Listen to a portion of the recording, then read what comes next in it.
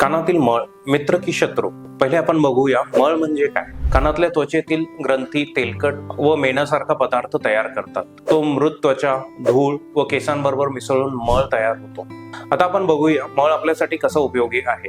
मळ कानाचं संरक्षण करतो, धूळ, कीटक व संसर्ग थांबवतो. मळ हे कानात ओलावा राखतो, कान कोरडे पडत नाही, कान ऑइली राहतात आणि जंतुनाशक गुणधर्म पण त्याच्यात आहे, ज्याच्याने बुरशी व इतर जंतूंचा संसर्ग होत नाही. जुना मळ आपोआप कानातून बाहेर ढकलले जातो जसं जसं आपण चावतो किंवा जबड्याची हालचाल करतो. आता आपण बघूया मळाचे लक्षणे काय. कान बंद झाल्यासारखे वाटते, ऐकायला कमी होते, कान दुखते किंवा घरघर वाटते, क्वचित प्रसंगी चक्कर सुद्धा येऊ शकते जास्त मळाचा खड तयार होऊन पडद्यापर्यंत गेला तर.